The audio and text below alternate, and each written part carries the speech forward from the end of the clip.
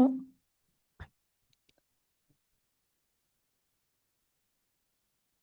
Okay, thank you.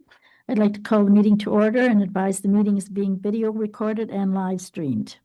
I ask if there's a disclosure of interest. As there is none, we have a resolution adopting the agenda as amended.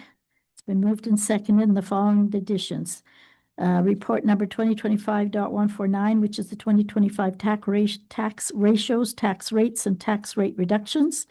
And two bylaws, bylaw number 64, 2025 for the levy and collection of taxes for the year 2025, and bylaw number 65-2025, two tax ratios and tax rate reduction for the year 2025. Any further discussion? All in favor? Opposed? Carried. Next item we have is the resolution. A motion has been made to approve and second the resolution to accept the minutes of the council meeting held on June the 25th. Are there any errors or omissions? It's on page 11 to 25. Councillor Kamphoff. There was a minor error on page 14 describing my role on the NOHSC board, and I've talked to Judy about that and it's been rectified. Yeah, thanks. Any other errors or omissions? All in favor? Opposed? Carried. Any discussion on the minutes? Okay, as there is none, we have a report for the bylaw enforcement officer for June 2025, and it's on page 26.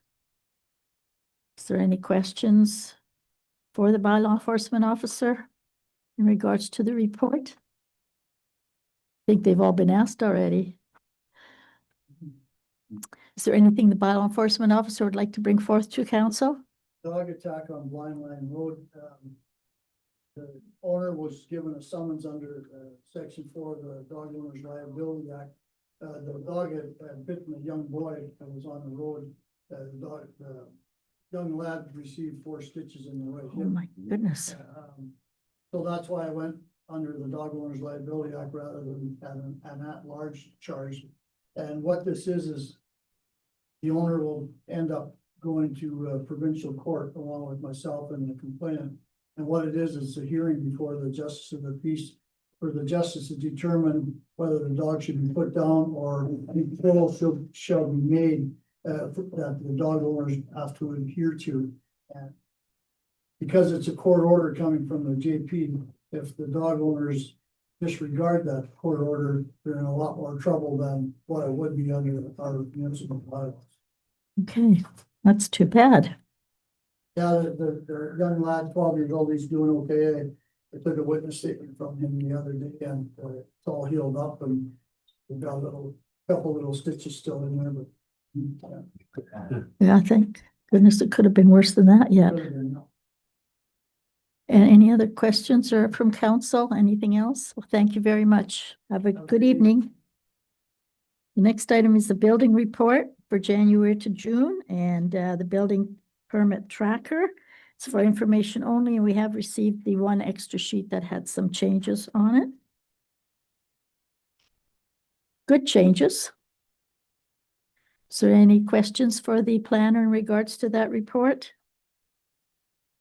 Did you have anything further for that one report, Carrie? No, just June had been missed in the full package, so that's all. Yeah, we have it here, so. Righty, then we have the minutes of the Committee of Adjustment meeting held on May the 8th for your information. If there's any questions in regards to that meeting. Councillor Peacock. Thank you. It isn't with regard to the meeting on the 8th, but the meeting that was held after that in June as well as in July. In June, an application was approved for consent with the condition that it be rezoned. And in July, two applications were approved, but they need MTO approval first. So I'm just wondering, is it normal practice to approve applications with conditions that like in the the case of the one in July, we're gonna have to ensure that this gentleman gets rezoned, or does he get a refund back for the application, same as the other person that if they don't get MTO approval for their entrances, do they get a refund, or is it a chance that they just take? You take it. Okay, No, and that will come back at a future meeting, those same minutes, because it was June or July. This one is for May. right. So Yeah. that will, but no, there's oftentimes there's conditions. And The applicants are also made fully aware of all of the conditions that will be imposed. So in the case of the MTO, the applicant was asked to clarify with MTO prior to submitting, and so it was their choice to submit without that. Mhm. They have 2 years to meet all the conditions. The zoning, that's a normal condition for parcels that require that, so. thank you. And it would have been beneficial, even just for our records, to have the copies of the applications, even though we, as a council, didn't get an opportunity to make comment on them because the meeting was held before this one. Happens a couple times a year, yes. Yes, I realize that. Okay, we have now, the next item is the minutes of the Fire and Emergency Services meeting held on June the 17th. This is for information only, page 39 to 42. Was there anything there that was, you have a question of the fire chief in regards to anything in those minutes? Okay. Is there anything that you'd like to bring forward from those minutes or from the fire department? No, I'll just comment on the smoke that's been in the area. So it is coming from out west, particularly northern Manitoba and some up in northern Ontario, but that's where the smoke's been coming. It was pretty heavy over the weekend. Yes, it was. Yeah, thank you. Next item we have is the CRC Communication Services Agreement Renewal. We have a resolution that's been moved and seconded. It is now open for discussion.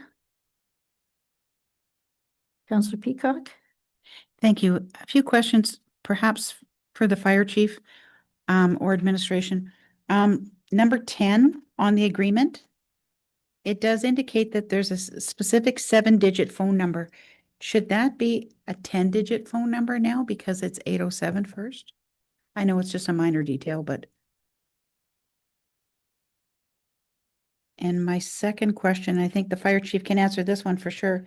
Number 14, it says that testing is done on a daily basis, but that's now just once a week, is it not? For the pager test? Yeah, so for the 10, I can ask them about the digit. This is their agreement that they wrote out for the Mhm. phone number, so I can do that. The testing, I have to confirm whether that's the weekly test. Mhm. That test is from CAC through Okay, to the pagers, the Okay. weekly one. Mhm. I believe they do an internal test daily that their system is operating, but I can follow up on that. and just one further thing, on page 48, it indicates the fax number, but I think that fax number belongs to the fire hall office in Murillo. I'm just thinking perhaps it should be changed to the municipal office fax number. I think it's 2161 for our fax number. Yeah, I can follow up with them on that. Okay, just some housekeeping. Thank you.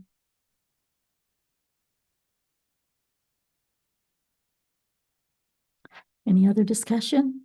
I will call for a vote. All in favor? Opposed? Carried.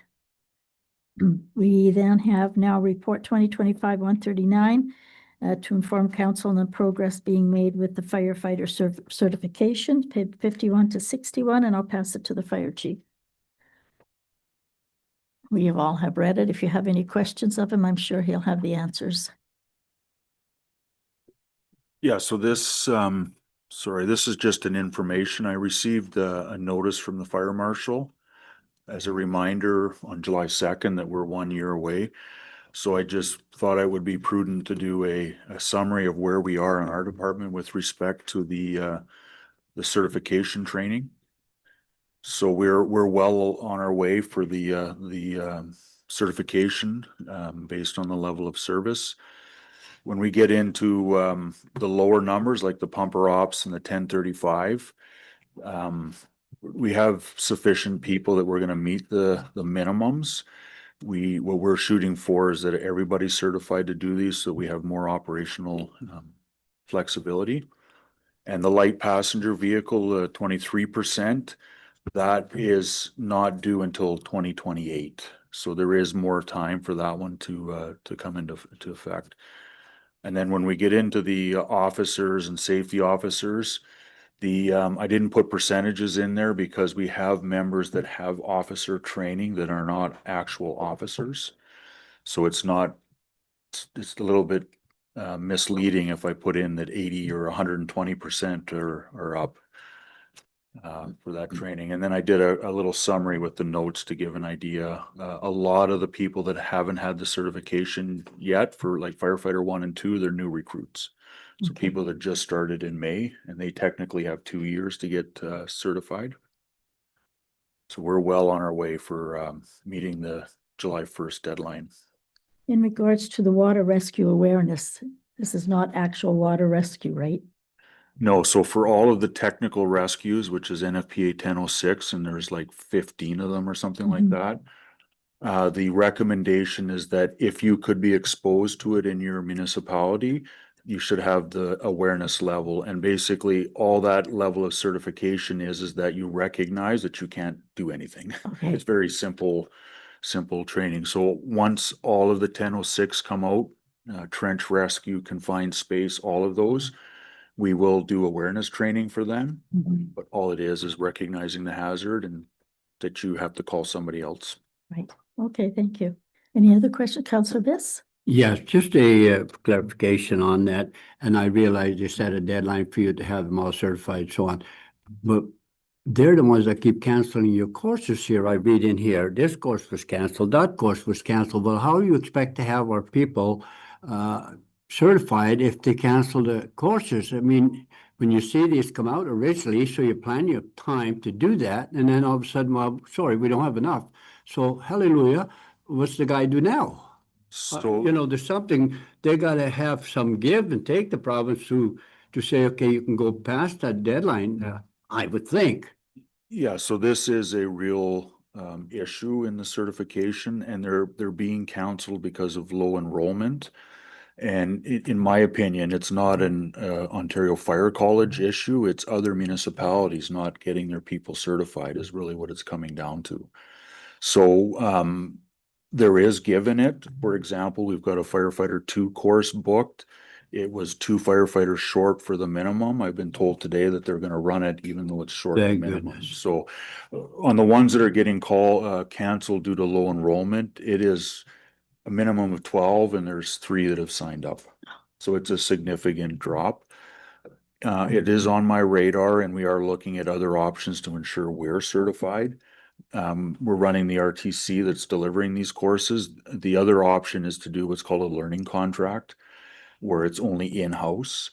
But there's no support from the province when you do learning contracts.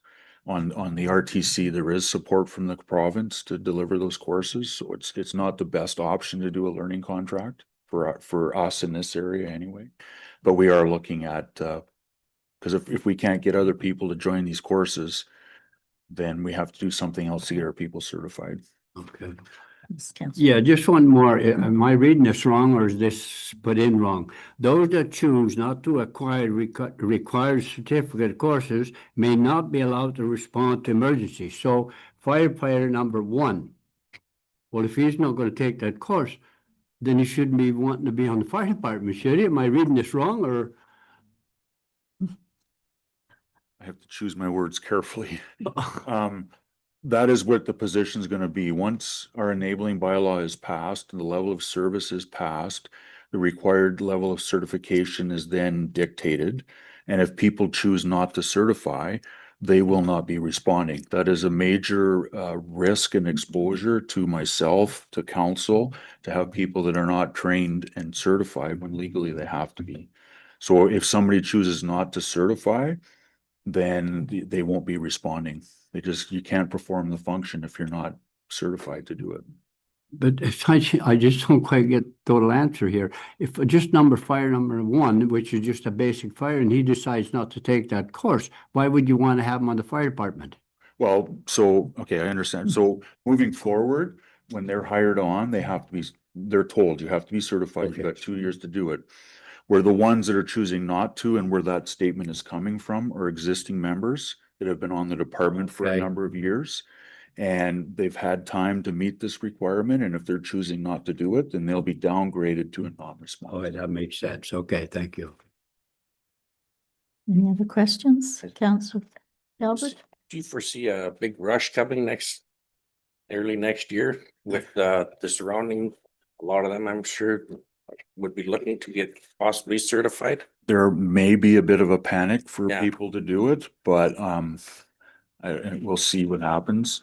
They've had 3 years to this point to do it. And, I don't know that they're gonna do a big rush Mm. until somebody gets stung. And I don't know who's gonna carry the hammer to enforce this. Speaking maybe out of turn, I think it's gonna be Ministry of Labor and not the Office of the Fire Marshal that's gonna be saying, you're not certified, why not? Well, the danger is you're having people go to fires and they're not certified to do the fire. And if someone gets hurt, Yeah, killed, then that's where you're gonna get into trouble. Yeah. And I think the insurance companies will probably start looking to say if your people aren't trained, then there might be some liability. Mhm. Okay. Okay, any further questions? We have the fire department enabling and regulating bylaw, which was just mentioned, page 62 to 100. And we have a resolution moved and seconded to approve this draft, or sorry, the draft fire department enabling and regulating bylaw. The bylaw will be coming. Councillor Viss and then Councillor, Yes, I just have a couple of questions. I'll give you the two of them and then you can answer them back. On page 66, it says emergency services. Does that mean medical calls? That's one question. And then I have the other one, and I think we haven't got to that before, and that was regarding the emergency response water access property, including islands. How are you going to get to the islands? 2, and then your page 79, and there you again, fire protection service shall be provided to water access only property by fire department according to approved policies. You see that's where they come from before. And on page 79, you're back in that same thing again, I believe. 89, sorry.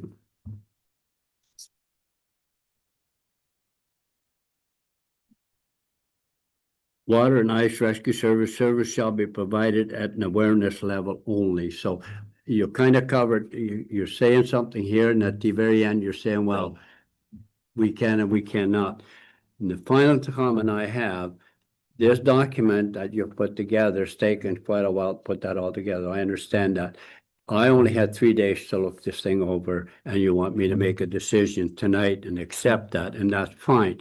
The only thing, I would like to have some insurance and not come back in 6 months and say that you're making a complete change to what the fire department or the firemen or women have to do that changes their role, or come back and say, because of financial, we need to do this now. All of a sudden, 6 months from now, you say, well, we got to spend $5,000 or $50,000 or something. I can't pick that up in here, but I only had 3 days to look the whole thing over. So just your general comments on that. Okay, so hopefully I'll cover them all. So emergency services, that's in the definitions. Is that where you're referencing? Yes. So it includes basically everything that the fire department's going to do under that umbrella, and it includes medical response. Can I just stop you there then? The reason and you've heard me many times on this before, really that shouldn't be the fire department's responsibility. That should be the province of Ontario looking under medical services. That's what's killing our fire department, because we've got reports from you, the medical services are 3/4 of the time, if not more. And that's not fair to our firemen because they're all volunteers. So go ahead. Yeah, so our current enabling bylaw does reference providing medical response. And I believe in the fire code, it is one of the emergency services that can be provided. It's up to council to say we're not doing that. I think though, to do that at this point, we'd have to do some public engagement because it would be a reduction of the current level of service that we're providing. And I think the other part of the question to the medical part is that there are things happening that we're trying to do to reduce those call volumes. And I think, I think that we should still, should continue to provide medical assistance. It's just what medical assistance are we providing?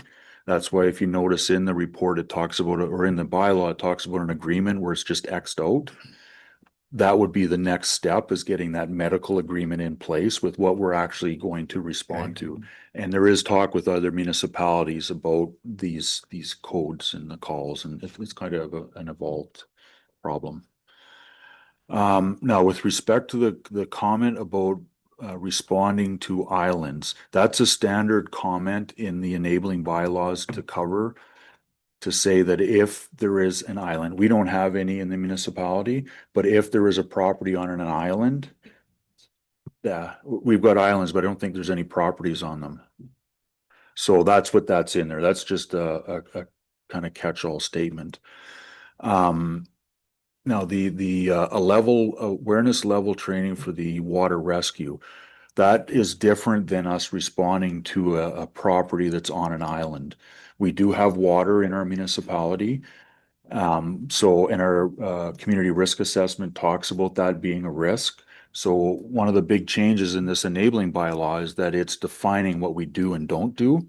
We do not do water rescue or ice rescue, but we do have the risk.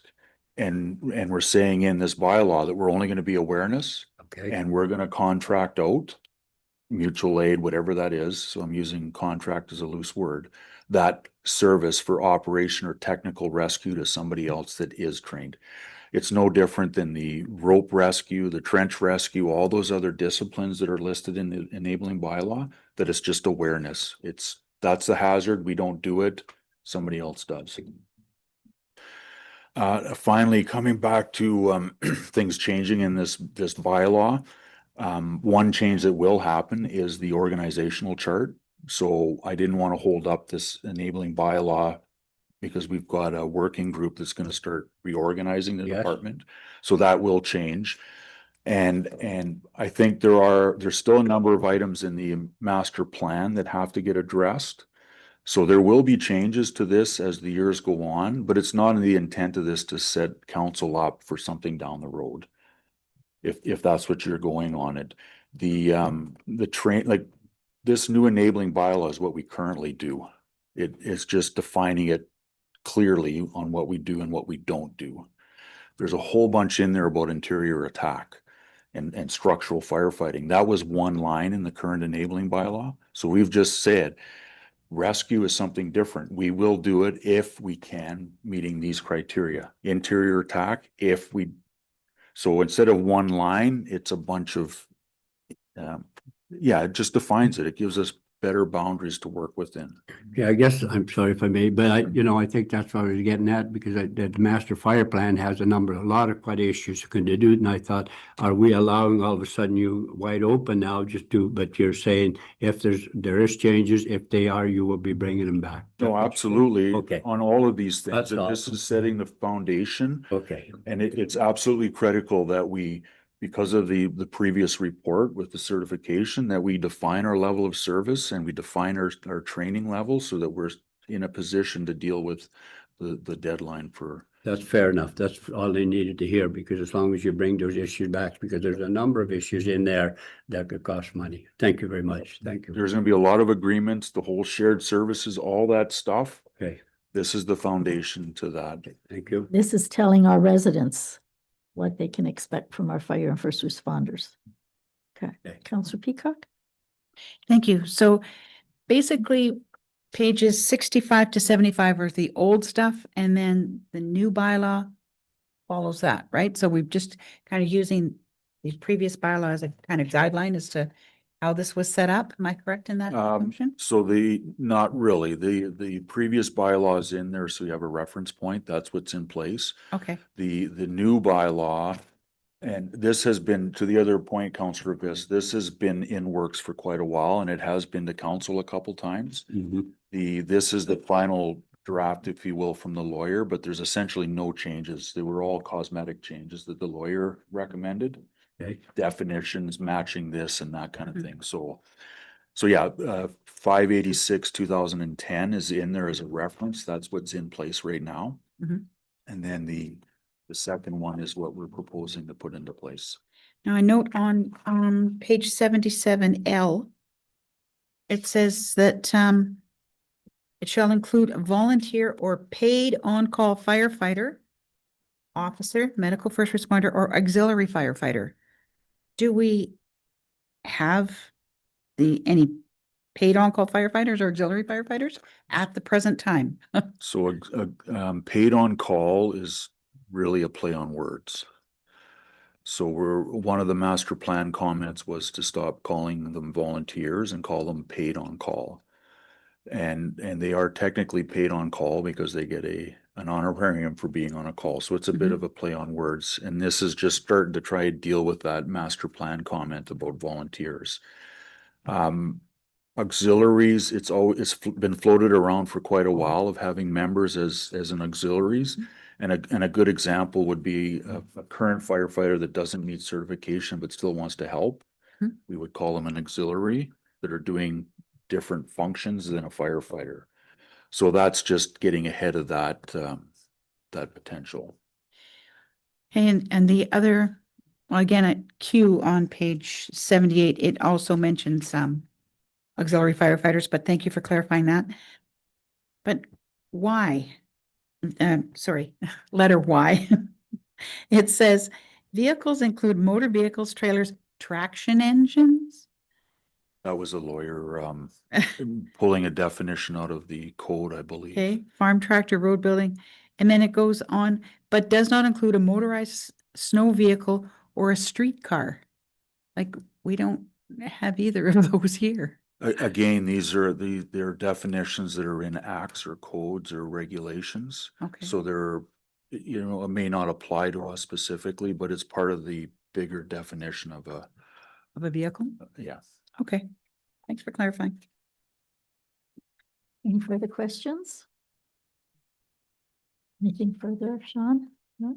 No, if there's no other questions, I think it's just, I guess I should comment that Shunya has passed the bylaw. Shunya Blair, Chief Arthur was big part of helping to develop this.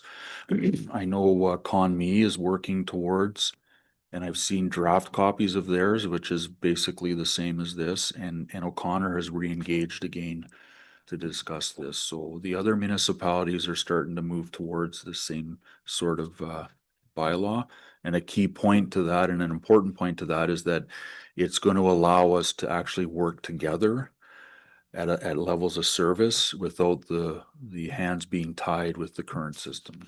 So it is kind of important that we're all on the same page. Councillor Peacock? Sorry, one further clarification on page 100, Schedule E.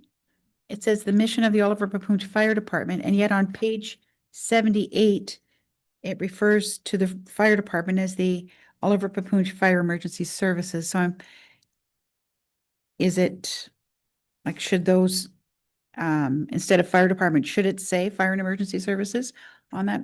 I can schedule? look at that. Okay. I have to, for me to flip through all the pages right now. Yeah, page So- 100 anyways. Page 100. Yeah.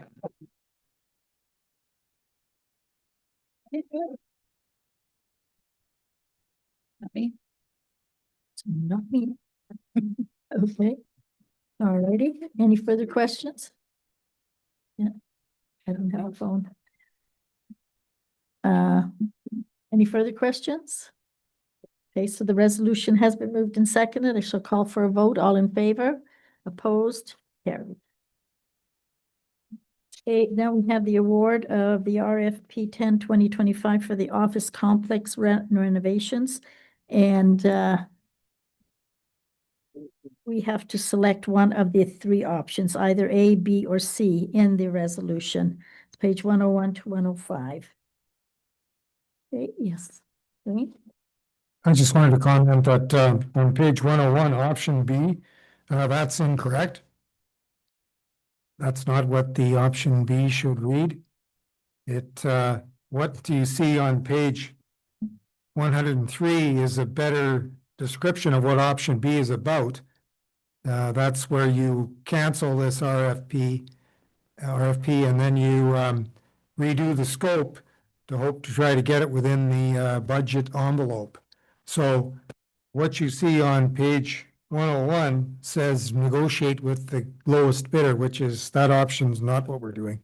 Option B, then I've got a resolution here in front of me, that with respect to report 2025.140, we recommend the cancellation of RFP 10-2025 and that the authorization for administration to reissue RFP with a modified scope of work intended to yield proposal pricing within the allowable budget be approved.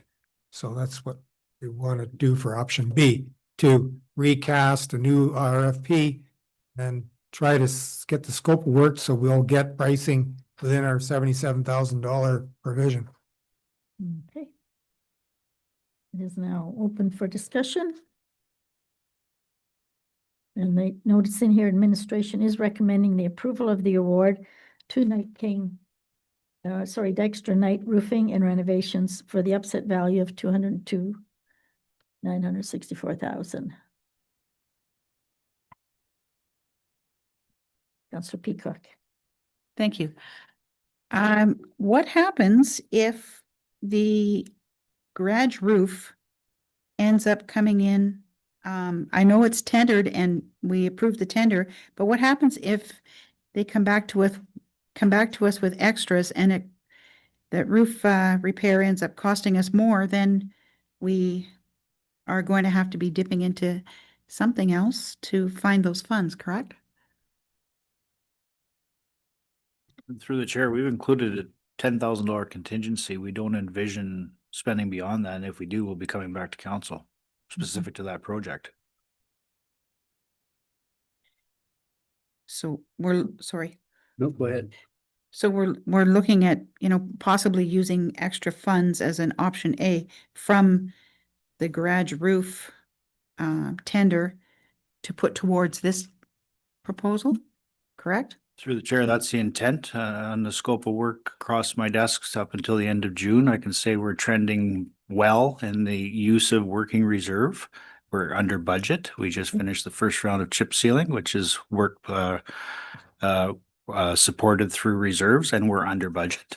The award of the Twin City Crossroads job was awarded at $913,000. The final scope work came in at $846,000. So those information, from what I'm seeing coming across the invoices, we are under budget across the board on the operational side. Thank you. Well, I'd like to see that this project be deferred until next year so that we can have a proper HVAC assessment and water treatment done, assessment on this building. And perhaps there are other things in this building that are going to need to be looked at following the building assessment that we had contracted out. So that's my thoughts. Thank you. Councillor Viss. Well, I guess you stole some of my thoughts. I'm sorry. That's fine. When I went and looked over, it's like a piecemeal deal. If you look at it, the electric baseboard heater in one room, fireplace in another, a suspended heater in another. That's okay. That solves you for the issues for each room for the winter. But come summer, the cooling system, don't you think we should be looking at our whole central system here before we do this kind of work, and then see if we can incorporate, or do we need to change that in order to make it work? Because you can't have people working inside offices without any cooling air in there in the summer when it's 80, 90 degrees. So I think we're ahead of ourselves. I think we need to get a full cost kind of basis. What will it take to do the proper heating and cooling system in this whole building, and then go on with this? So that's the only reason I thought it just doesn't make sense to do all these different type of things. Where do we end up with what? We have a central system, and can we fix it? I don't know that. We need to have that look. So I would like to defer to give staff more time to get a real look at, to see what the central system would do, the whole, whatever we're going to do here. Through the chair, 3 years ago, we made the assumption, or not the assumption, I think it was actually more than that, 4 years ago, when we looked at the layout of this building, there was a rooftop originally before we got here. And it was changed sometimes when it changed to an office environment instead of an open concept building. To revisit that would be structural analysis of the building, the roof support, to put another unit up top, and changing of all the ductwork interior to this building. It doesn't get to 90 degrees in the building, I will say that. There is enough balance between the two sides of the building where we can keep it marginally cool, 73, 72 degrees. The windows on the outside have been changed where they are now radiating heat away from the exterior offices. And we found a balance between the two sides, so to speak, with what we do with the two heating and cooling units we have. The intent of this RFP was not to strictly focus on this building. The intent was to do an addition to the exterior rear entrance for AODA and for council and everything else, as well as retrofit the blue building, which is key to further improvements to this office. Getting this work done now with the insulating of the blue building and changing it out to archive based and more modern and more usable space was key to going forward with the remainder of the upgrades to this building. There was a grant program came out today, Wayne made me aware of, where there's an accessibility grant for 26 construction, and we're looking at the interior washrooms being compliant to AODA and changing those fixtures and everything out. The water supply can't happen, improvements can't be made till we have a heated building in the back. We just simply do not have the footprint to do an addition here. We're surrounded by septic field, we're surrounded by wells. We do not have the addition capabilities. The only thing we can do is go east, which is another zone. At that point in time, right now, there's no desire to go that direction, but it's a capital improvement that would be in the neighborhood of $1 million to go to more footprint on the building. So this is a viable option to create space, create more utility area that we can access for next year for future waterworks and everything else. Okay. So Campoff? So two questions. One of them's like you kind of answered. So the first question was, how well is the building currently working? Because I mean, it is sort of working okay, I guess is what you said. Yes, through the chair, when we came here 8 years ago and we took out this middle wall. Yeah. That's the divider line between the two halves. Now, there was two utilities in place for a reason. The brothers that were here before us, they had two separate utility bills and two separate seasons. And, you know, my back office was a assay lab. There was no heat back there, period. Since we moved here, we've moved 3 people into that location. So yeah, it's always been a challenge. We've been in the ceilings. We've looked at things we could do. We've finished cleaning the ducts. You know, we've done that. We've played with deflectors in everybody's office to the best of our ability, but it's the guts in the ceiling here that are archaic, and to go to one system to fit every 10 by 10 office, I think would be very hard to do. We currently have these in every office. We've been up in the ceiling, we've added deflectors, we've added valves so we can funnel, and it's a balancing act. Every season's different and every employee is different what their desired level is. Okay, second question. If we did decide to reduce the scope of work and reissue the RFP, what would staff recommend that we reduce it by? Or is there a list of things we could pull out? So originally the front office, as the presented in the background, those were the things that were budgeted for originally for 77,000. When we went to tender this time and we asked for lump sum funding for all these projects, the whole scope, it came in where it came in, obviously. We haven't dove into the fact of what each particular component is until we get permission to talk to the vendor. But the key things going forward, we believe, are the security issues at the front door and the expansion at the back door and the installation of the blue building. And those are, in my opinion, are still going to exceed 77,000 when we go back up to tender. The roof, yes, we could delay the roof. But in this particular case, the lowest bidder is a roofing contractor. Now you've turned a roofing contractor into a general contractor with no work. So I don't think they'll be receptive for that. So. Although if we do go to RFP, anybody can bid on the revised scope of work, so. Basically, though, this, it's indicating there, I believe on option A, that, what would come from the working fund reserve is $2,600. Through the chair, that's correct on a global up to the end of June on what working fund reserves are worked across the operational desk. Right. There's an underrun on working fund reserve that we're currently using. Yes, the one project is a big chunk of that, but the other ones that are funding working fund reserve are trending under as well.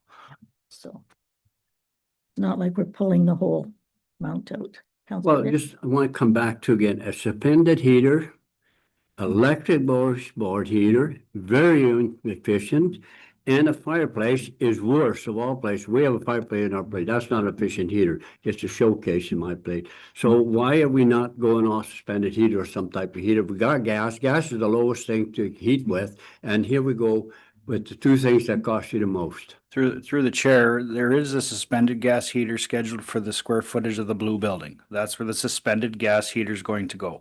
The electric baseboard heater is strictly for the 10x10 addition at the back door, very similar to the electric we have at the front door.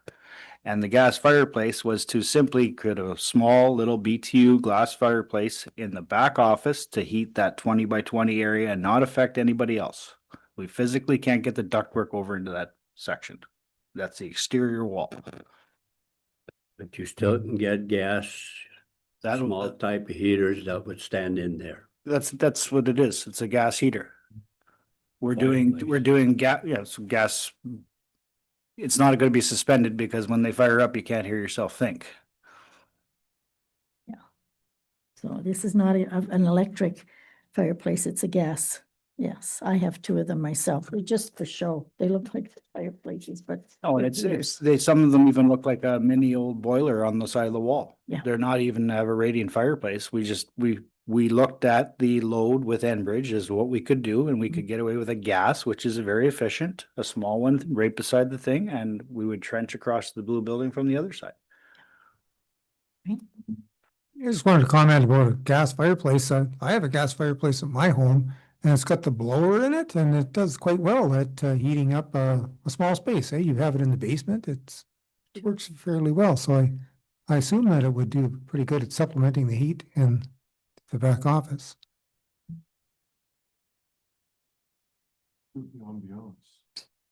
I have one. I have two of them and they work fine with them. They're not that kind of fire. Through the chair, in Not all at all. fairness, there's nothing glamorous of the model we're No. looking at. The black stove with looks like a window in front of it, but the fan is what keeps it. Plus they work even when the hydrogen's off. Okay, so now we have a resolution that has been brought to us with option A, B, or C. Sorry, Councillor Campbell. Just an additional question. So it was mentioned, the roofing, perhaps, the shingles could be delayed. Like how much longer could we go on the existing shingles what's the estimation on that? Because I mean, you're just kicking the can down the road, I guess. Through the chair, a very valid question. We think we're 2 years away. The last windstorm we had, we lost a lot. Last fall, we lost quite a bit. The winds that have come up here in the last little while, there's some repairs that have been done. The openings are what's key to that. So to do an actual roof inspection, get up there and gauge where we're at. We have had picked up shingles out of the yard two years ago. So if the theory is correct, if they're 20-year shingles, which we assume they are, they're right at that time. That's kind of quick. And it was mentioned about the water in here and the water system. What's the status of that now? So through the chair, our water system here is the same issue they have at the church. Most of the contractors on Cooper Road and the buildings around us. Right across the road. from Right us. across the road. We're all fighting filtration. We're all fighting minerals. We're all fighting stain fixtures. It's just a common problem in this area. The solution that I've done on a personal level is you end up putting 1,000-gallon surge tank and you let the metal sort out. They settle out and you draw from halfway up the tank. It's very similar to us drawing out of the Roslyn water treatment plant. And I've done that on a residential basis and now we're doing it on a commercial basis.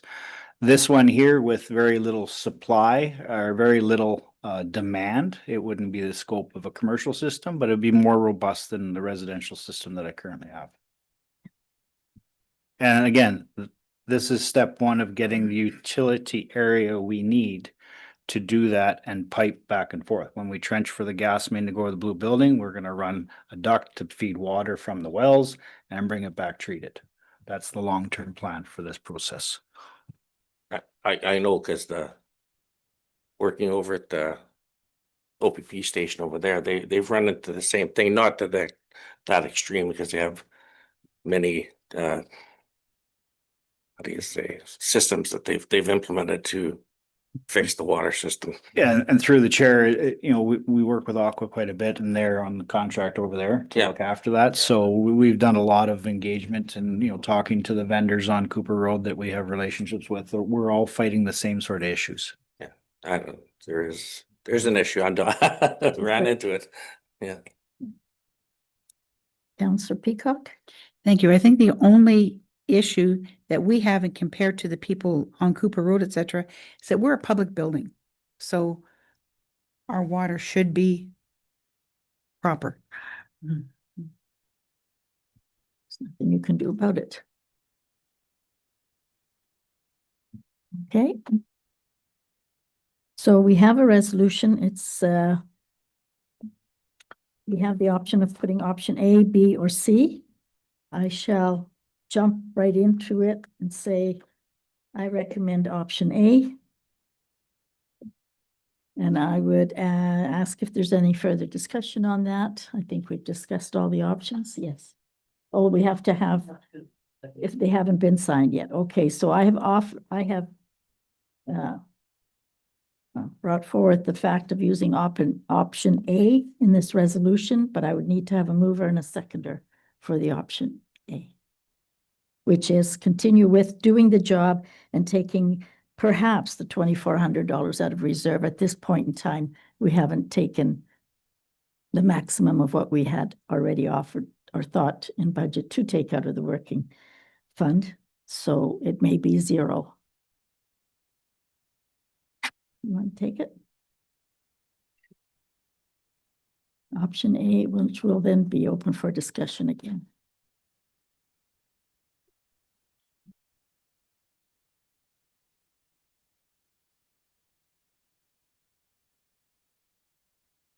Okay, so now we do have a motion moved and seconded that the awarding the contract for the office complex renovations under option A. It's open for further discussion.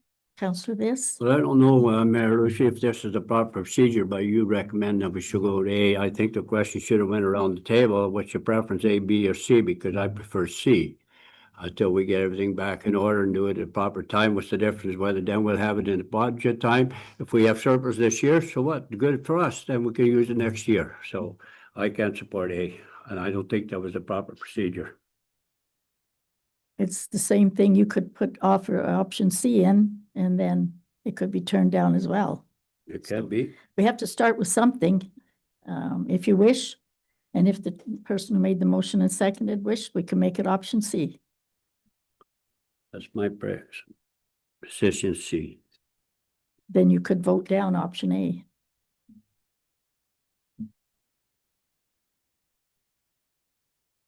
So, Open for discussion? yeah, so if we don't go with option A, would that money move ahead then to the next year, the one that we've already allocated? Yeah, through the chair, the 77,000 allocated throughout the admin budget would defer to 2026. Just move that ahead? Yep.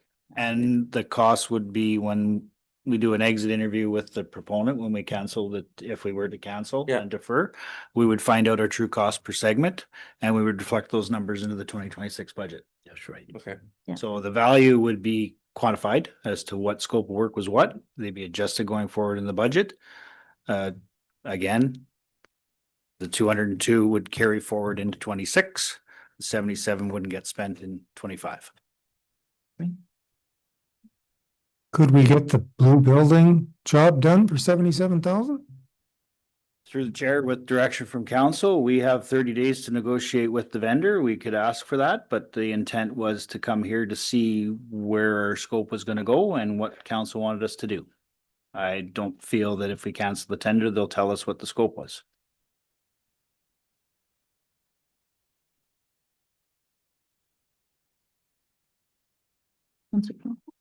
So just in other words, if we wanted to do just the blue building, what I'm hearing is we'd have to pick option B and reissue the tender is what you're guesstimating we'd have to Through do. the chair, that would be why the option is presented.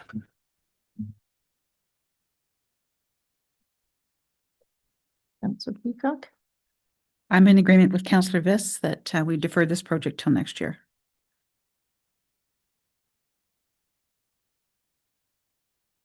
So I'm asking the mover and seconder if they want to leave it at option A.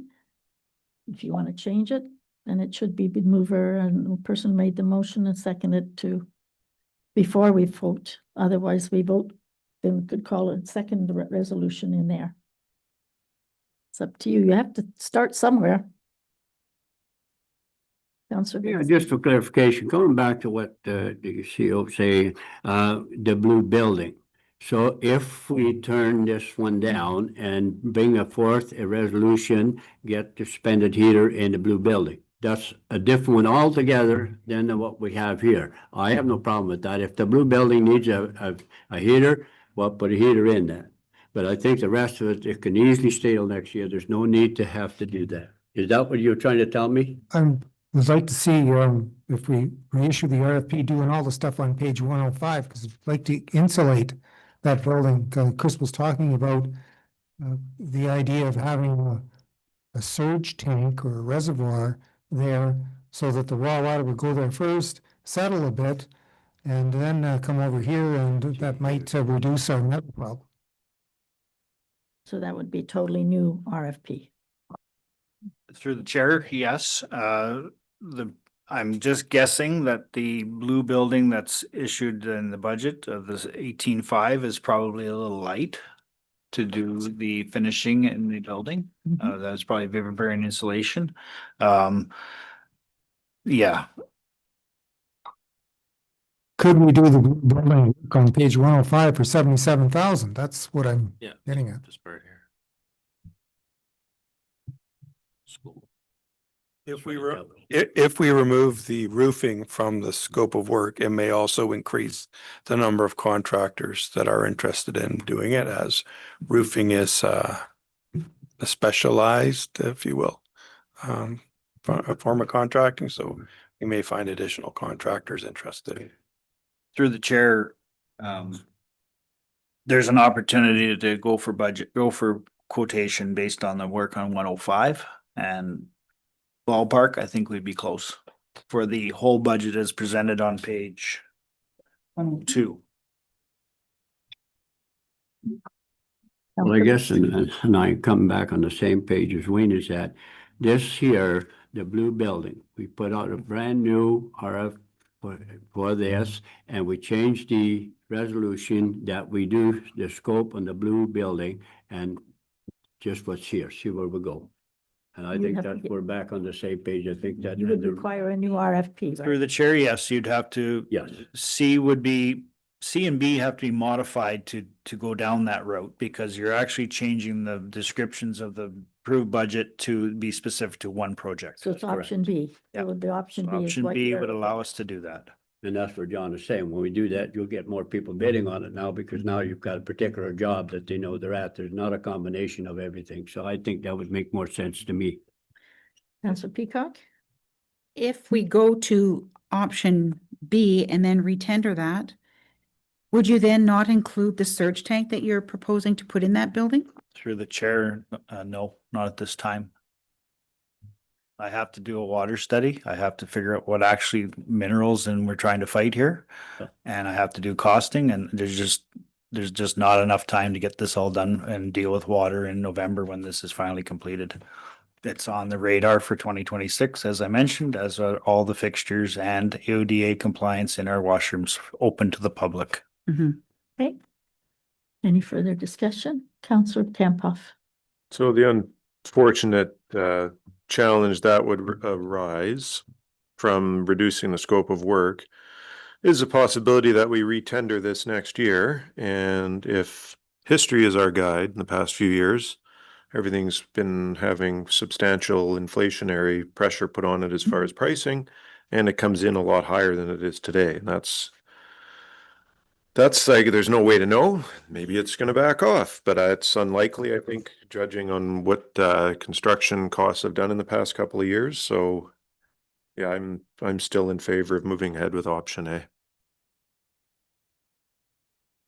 Through the chair, the budget that was presented in 2025 looked at a whole bunch of issues that staff had brought up to do with the whole building, the blue building being, heat and archives and stuff like that, repurposing. The water and subsequent proposed treatment will all be presented in 2026. It's come up at our staff meetings. There is a viable way to do it, just the dollars associated with it. I have no concept of I know what they are residential, and I know what they are when you're trying to do 32 people. I don't know what the system looks like here yet. I do know we do not have space in this building to do that. So it's a cumulative, the job is described, those 5 items were described, spread out throughout the budget to deal with various aspects of security for staff and for utilizing, repurposing space that's underutilized currently. Councillor Peacock? Thank you. Another suggestion perhaps is that we just go with the front door and back door replacements and the roof repair and leave the blue building to next year. Would that be an option at all? We look at through the chair, we look at the scope of work that's provided before we go to the market. Glass and window replacements, the cost for just to do the glass and window replacements is all material based. There is no, the markup we're going to pay for a general contractor to come here chain. We might as well just go get 3 quotes from a door place and do that. The renovation based on the back has a variety of things. It has excavation, it has concrete, it has siding. It's kind of a general contractor type of thing. If we're looking specific to key fobs and glass windows, I'll get 3 quotes from those people and we'll do it. Or I'll bring a report back that says we'll do it. But to Councillor Campoff's point, I mentioned the last time we had a discussion about budgeting and what things cost. I have no idea what this time next year is going to look like.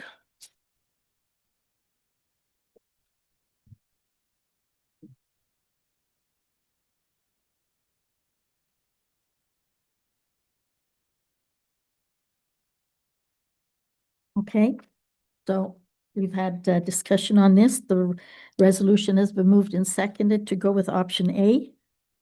We will see where it goes. No more discussion. All in favor? Opposed? It's been carried.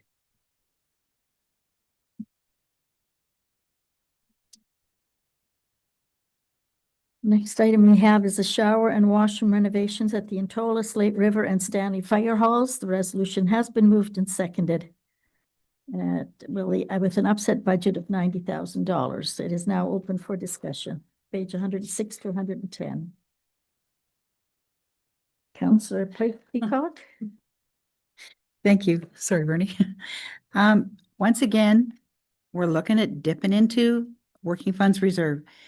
This project came about, I understand it's through the fire master plan, but perhaps, again, it could be put into a 2026 project. We already have a tender out for 3 stations to have the ventilation system installed.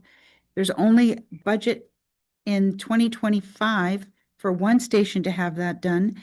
The other stations, I believe, because they were not used in 2024's budget, even though they were allocated for the Slate or for the Kakabeka and Murillo, I'm sure those funds got then moved to a working funds reserve because they weren't used. So I'm thinking that rather than continually going in, and I've said it before and I'll say it again, we can't keep dipping into our working funds reserve if we don't know where we're at. So if this project needs to be done, then schedule it for 2026. My thoughts. Thank you. Any further discussion? Councillor Campoff. So currently we have shower facilities in what stations and how often are they used? Currently in the Roslyn station and in the Kakabeka station, none of the other stations have shower facilities. And I couldn't tell you at this time how often they're being used. I don't track that at this point. I believe that having this item at the fire halls is a matter of health and safety. Yeah, so it's a cancer prevention program. We got grant money for that. It's, you know, a big deal in the fire service right now. It is identified in the master plan as a deficiency in all of the stations. Nothing was done with it because of the feasibility study. That was kind of the starting point. So, yeah. Councillor Guess. Well, go again. Back to what I asked when we did your original plan that came across, if you see any changes, and here's a change again. Somebody must be soured that council made a decision to keep all six. So yeah, it says it in that master fire plan, so now here's $90,000. The big argument was, why did we close? Because we had two members at one station and four at another station, and I would go spend $90,000. I'm not saying I'll spend it, but why do we have to do it this year and get out of reserves? What's the matter with the budget? You're 5 months away from the budget. What are we doing here? We're spending money left, and right. There's no budgets at all for it. Just go take it out. I object to that kind of stuff. Through the chair, this was not aimed at that particular comment. This was based on the pricing we've seen on small renovation work that we're trying to capitalize before there's a big boom next year. We're deathly afraid, not deathly afraid, when these mega projects that are getting complete, that there is going to be, because those contracts are being done and closed up next year. The scope of work we're looking at for this is those carpenters that are busy right now, and they're going to be busy till next year. We have 3 or 4 vendors that we worked with on various projects throughout the years here, that this is right in their wheelhouse, and they're telling me there's no work. So we're trying to capture the markets that's there now.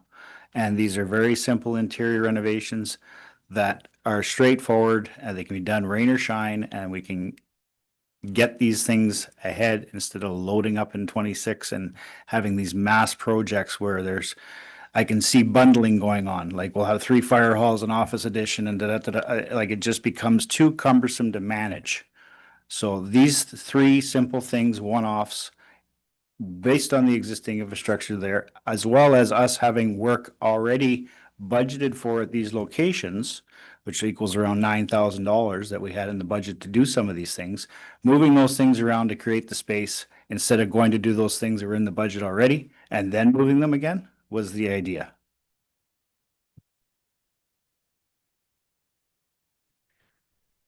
It was discussed when we discussed the possibility of having a change in the number of fire stations, and that was one of the items that was discussed with the residents, is that these stations need to have upgrades. And it's a health and safety matter. If the Ministry of Labor walks in there tomorrow, I'm sorry, they can shut it right down.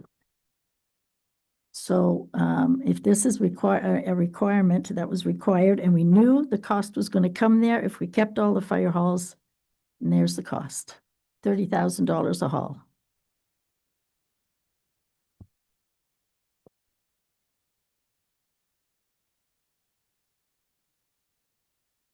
Yes, Councillor Campa. So the challenge I would not like to see happen is do the renovations in one of the halls that perhaps doesn't get a lot of use, because we do have halls with different levels of response from them, and it ends up it never gets used because, you know, it just ends up becoming a collection spot for storing things. Would it perhaps be better to try and do a better job at several of the halls, so there's shower facilities in some halls but not all of them, or is that a feasible option?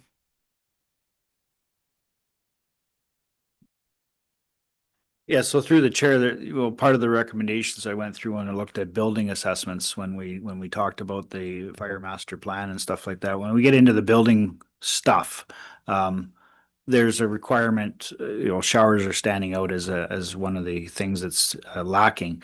Murillo Hall or Murillo Fire Station, it's a block building. There's some challenges there to retrofit to showers without using existing floor plan and trying to modify these things.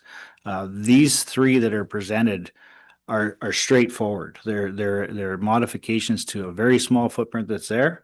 They're not robust by any stretch. And expanding if you take these three and get them done, so to speak, you deal with Murillo as a one-off and you're dealing with a new fire station, you've got them all done, in my opinion. So just to the, having firefighters go to other stations, that's always an option. It's just gonna be an operational change and tell people that you've got to go to 1 or 2 stations and shower before you go home. So that is an option. So as of right Calvin? now, sorry, Madam Chair. So as of right now, we actually need 4 then. We need the one in Morello plus these other 3, you're saying? And through the chair, it's the footprint at Murillo that's a challenge to add them. Because you only have the working area, the classroom area, and then you have 2 bathrooms and a storage area. So if you go with the format that we did in Quequebeca this year, where we expanded and put another shower in and have a gender neutral bathroom and then a dedicated shower facility and modified the change room, those are the type of things we'll be looking at in Roslyn. I mean, in Murillo. Murillo. The challenge at Murillo is the footprint of the concrete block wall on all 3 sides makes it very challenging to retrofit that space without losing something. So I'm not jumping into that project saying knock this wall out without some further discussion. These drawings that are presented, we're all in-house, the design's in-house. The footprint that we're presenting is identical to the bathroom that includes a shower in Quequebeca. The original one that was there. It meets accessibility, it meets the functionality that they're looking for, and it's a template that works for the spaces as presented in the drawings. Murillo is going to be a one-off and it's going to be expensive because all that work is interior. We have to get venting out. With these ones, the venting is out in the exterior wall. They're all on the exterior wall, so it's relatively simple. So Murillo would still not be done. Murillo is not included in No, this for right. technical reasons. We just can't get that. We'd have to do some design. That'll be presented in 2026 budget as well. Councillor Vitz? Coming back, first of all, to your comments, health and safety. I'm not saying there's anything against that. I have nothing against putting washroom and showers in. I have a problem with taking this because there's 51 recommendation in that master fire plan. And so why would you do all 51 then? It's almost what I'm hearing. All I'm saying, yes, there is these things, health and safety, budget the thing for 2026, and that's when it gets done. I have a problem. I keep coming up with all new projects that spend money we haven't even budgeted for. If we have an excess of money that we're fortunate this year, it goes in reserves and we can take it out next year. So what's the difference? Let's do it proper. We just keep coming every month with something to spend some more. I have a problem with that kind of a system. I can't operate my own business like that. And as far as concerned is what happens next year, who knows what next year? But if tariff goes up to 50%, guess what? There'll be so many people laid out, nobody will be working because nothing's going to be there. So who knows? It could be half the cost. Councillor Peacock? Thank you. The shower and washroom at the KB station, is that project complete? And did it come in on budget? So no overages there.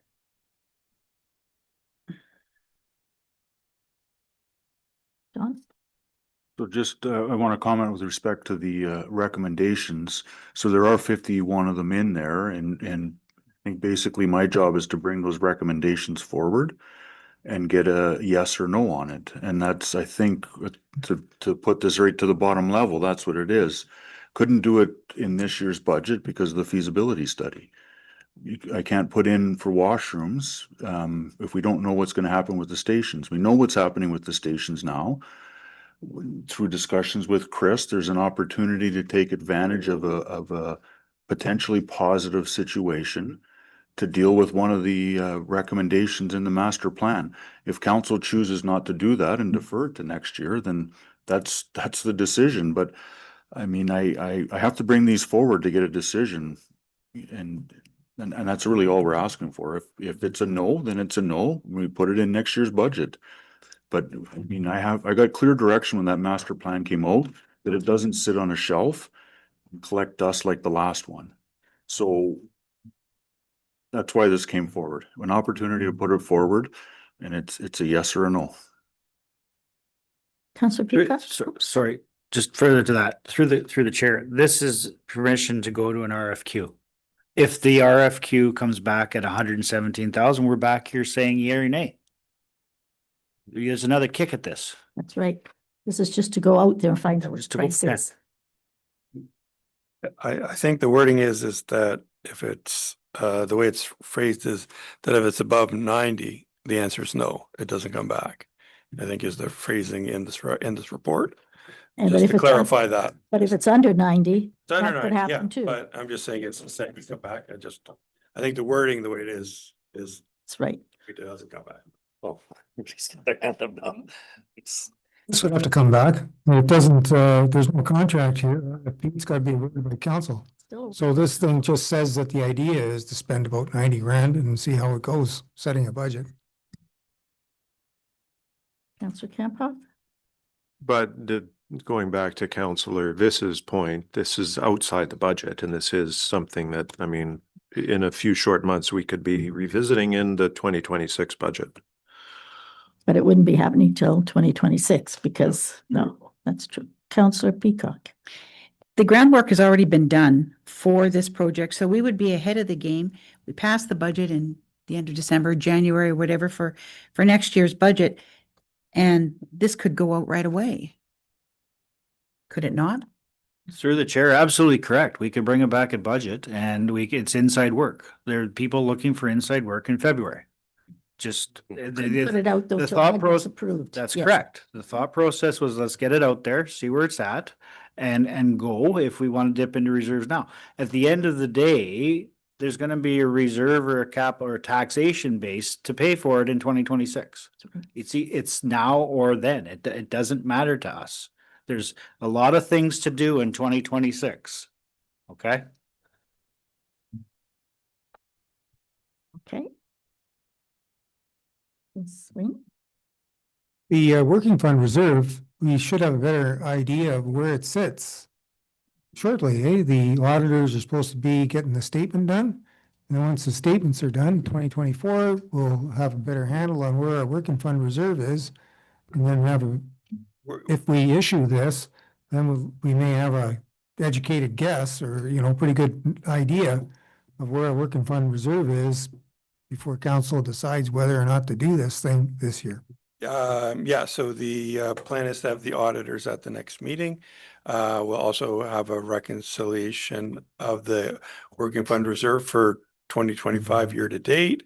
And some of the discussions that we are having later today in the meeting will have a big impact on what our reserve level is, particularly the infrastructure and general financing.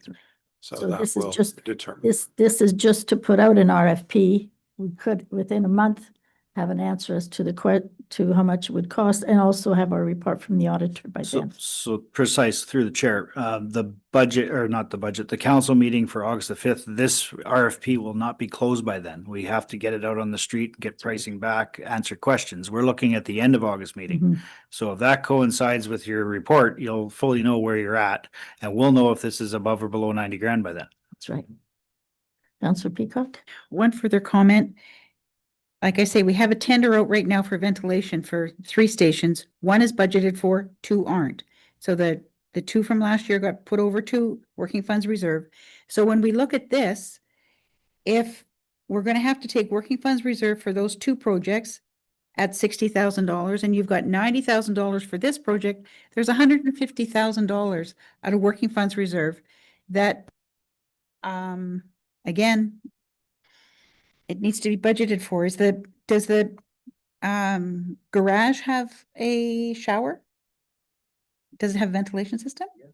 Okay, so we don't have to worry about adding that. Through the chair, it has a ventilation system. What you're talking about, a ventilation system, is a diesel fume extractor. The shop does not have that. No. Okay, and we have a process where we get up and open the doors and go out all one shot. Fire departments have come up as a health and safety issue, diesel exhaust filtration. It's not a ventilation system. So when we built our shop with addition, we put in a handicap bathroom and we put in a shower. We already had a shower and we did a life air exchange unit in the new area. The old shop would still be a candidate for diesel exhaust filters in the grand scheme of things, and it may be presented in future budgets. Yeah, I just wanted to comment, I believe the working fund reserve at the end of 2023 audited statement was about $5 million. Now, last year, we drew down quite a bit of it because we didn't get the loan and we did the paving job in Kekapeka and the fire truck payments and so forth. But, you know, we had $5 million working fund reserve at the end of 2023. So I think, you know, if we put this out, we'll see what kind of pricing comes back. And then we get the 2024 statement. We get the working fund reserve report where we are. We'll be better able to determine whether this job is sensible to go ahead with this year. But we're starting in a good spot with our working fund reserve. The 5 million is provided that we get the loan infrastructure Ontario, we'll be able to replenish our working fund reserve with that money. But we also have to take some out of working fund reserve for the Norwest project then, do we not? What's the Norwest project? Like for the, because we didn't get funding for something over there.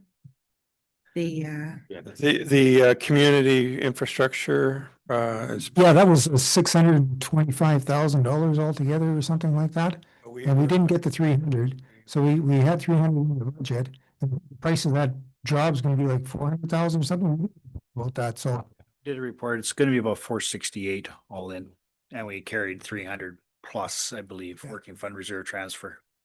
There was, so in that job, there was 325 that were coming from our own funds and 325 from the funding. And then 325 that we were funding ourselves. And if there was a shortfall, then we would have had to make it up. And that's the additional amount. The difference between the 460 and the 325. So I put 140 on that. Okay. So we do have a resolution that's moved and seconded to develop and issue an RFP to undertake the shower and washroom upgrades. And this is only to issue the RFP. That does not say the project will happen, but it will give us an idea of what the cost would be. I have a mover and a seconder. All in favor? Opposed? This item is the CMO Depot Operations Agreement Change Notice. We have a resolution that's moved and seconded. It's open for discussion. I think there's just a recommendation. I don't think there's a resolution, is there? There's a resolution in my Oh, agenda. okay. We have to have the change notice pursuant to Article 8.8 of Exhibit 1. It's open for discussion. Councillor Peacock? could I please get an explanation as to, like, how is it determined what is non-eligible? Is it decided at the sorting depot when it goes there as to what isn't allowed that people put into recycling, or I how believe- is that sorted? So the legislation that the government passed to move the responsibility for recycling to producers made them responsible for consumer recyclables. So stuff that ultimately end up at a consumer. So they've taken the position that businesses are not eligible. So commercial, industrial, and farms without residential are the non-eligible sources. So they are responsible for their own recycling. And so those property types are not eligible. So anything that comes from a residential source is eligible. It's not like plastic number 2 or plastic number 9 or something like that. It's the source of the material, is whether it's eligible or not eligible. Okay, any questions, Councillor Campoff? So maybe there isn't an answer for this, but it's a comment, I guess. Was this designed to fail a little bit? That's a province. It was I mean- designed, it was designed by a utopian. Like it thing, would just have, like the if whole they would blue have book. just said, this is the product and it doesn't matter whether it's resident. I mean, the businesses are still consumers. Like it doesn't, it doesn't make any sense, right? In different jurisdictions, there is no resident, there's no curbside pickup for businesses. Yeah. Right, so if you've got, so in the city of Thunder Bay, there's no curbside pickup for businesses, so businesses don't get those big bins. Mhm. And therefore they're responsible for managing their own Fair enough. recycling Yeah. and garbage. And so that was the idea behind this. You get to a community like Oliver Papunj, which is a depot only community.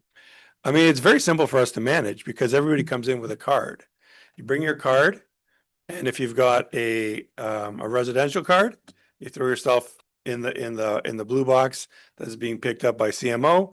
You don't have your car, you have an industrial card, you go somewhere else. And whether that's directly into the landfill Site. or into another system managed by us at our own expense, Yeah. that's up to us to determine. So yeah, so that's. When this first came out many years ago, I remember attending a meeting in town in regards to all of this. They brought it back up and that producers are gonna pay for all of this kind of stuff. And they no longer are we going to have to pay for the recycling, neither will the residents. It'll be all done by the people that produce the product.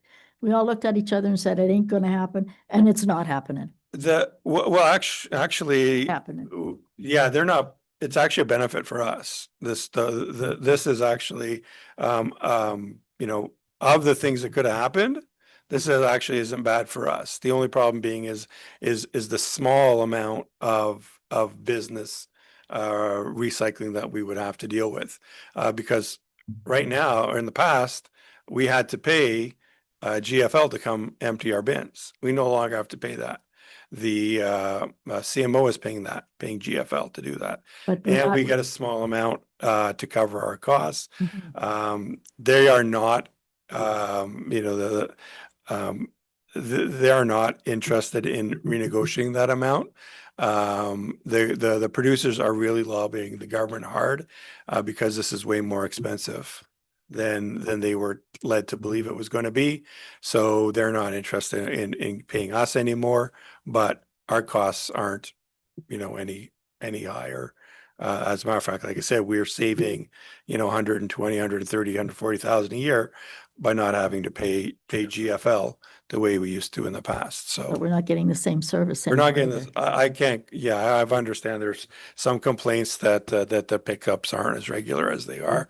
But you know, there is a mechanism, I guess we can go to the pro to have them put pressure on GFL, but. Councillor Viss? Yes, the treasurer just made a statement, makes it very simple. If you have residential card, you come in. If you have a industrial, you're out the door. Well, it doesn't say that here. It says operational impact. This may necessitate adjustment to our staff procedures and potential increased monitoring. Well, why are you saying that if you just gotta look at the card? It doesn't add up. One says just your card, down says there's a lot more work. What is it? No, I'm not saying it's a lot more work. I'm just. Well, it we're just states put- it here. We're just, no, it just says it may be, we may have to change the way we do this, but you know, with the card system in place that we have it, I don't think we will have to, but if CMO comes back and says there's too much non-eligible in, which I'm not sure how they would prove that, then we may have to put up somebody to monitor to make sure that you know, and I'll pick on, I don't know who, or I'll pick on the Shake Shack or whatever, and that they're not throwing their business recycling in. That would be the only change. We just have to ensure that they're not doing it. Most people, if you tell them, you know, you can't put your recycling in, they're going to comply, right? No, you just throw in the landfill site. In a landfill, it doesn't cost them anything, doesn't taste it. We weren't speculating too much in this report, you know, John wasn't trying to guess what's gonna happen, but I've been thinking through a little bit, and if we're supposed to keep ineligible and the eligible stuff separate, the two things, it's like you gotta have two bins for everything. And there's gonna be, you know, the stuff that gets here, the residential, and we don't pay for that pickup, that's on CMO's dime. And then we gotta have another setup where the ineligible stuff comes in, and we're gonna be paying for the guy standing there and hauling the stuff away. I think That's a how possibility. it's gonna turn out. It's a possibility as well. Through the chair, as I've mentioned many a time, the last 3 years have been tumultuous, and going forward, we do not know what it looks like. I will tell you that there's 10 or 12 commercial businesses that are going to be impacted directly to this. That are either A, gonna dump it in the pit, or have to get costs at their own places of employment to look after their stuff.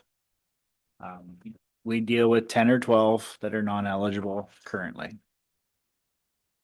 And the same with quote, the agricultural card, we're going to have. That through the chair, that's how they're beating the system currently. All I'm saying is that the end sorter person does not want to deal with that volume and that material. If they have an agriculture card with a residence on the property, then it would be considered eligible. I mean, yeah, it'd be very difficult to determine. Through the chair, yes, it's absolutely correct, but the volume that's being generated on this agricultural, residential, commercial card, so to speak, is what the problem is. It's what GFL does not want to deal with, or the other municipalities, and what CMO, who was residential base, wants to pay for. Okay, so there's a whole bunch of businesses out there that have packaging that may have a small commercial interest, an agricultural component, and a house on the same property.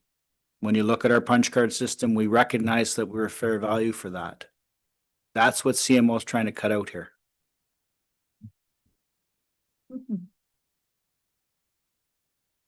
But we still have to approve this agreement.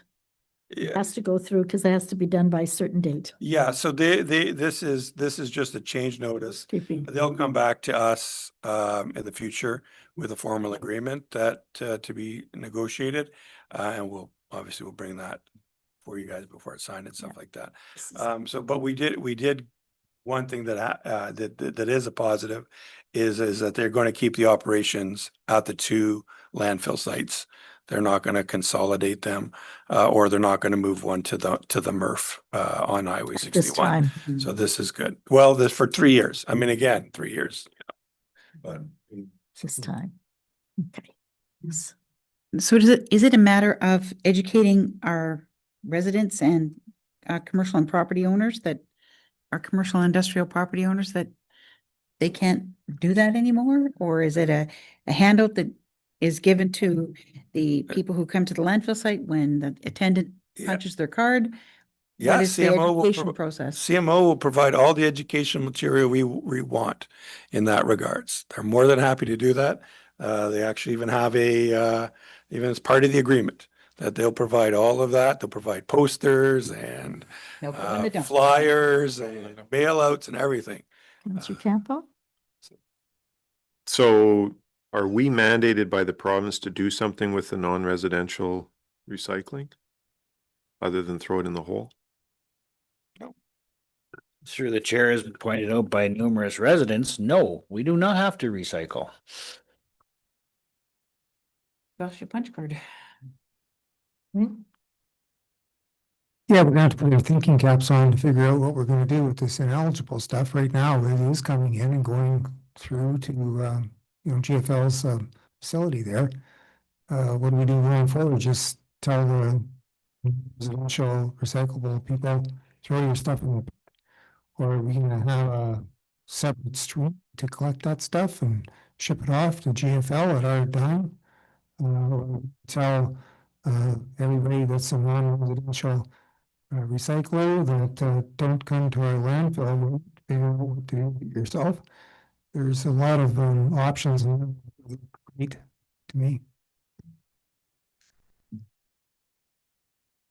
Okay, so the resolution has been moved and seconded. We've had our discussion. I shall call for a vote. All in favor? Opposed? Carried. The next item is the One Investment Prudent Investment Program. We have a resolution that's been moved and seconded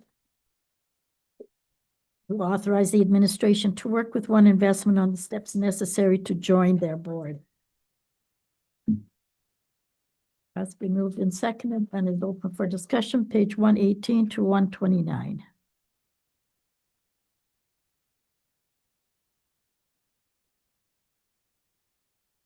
Any questions?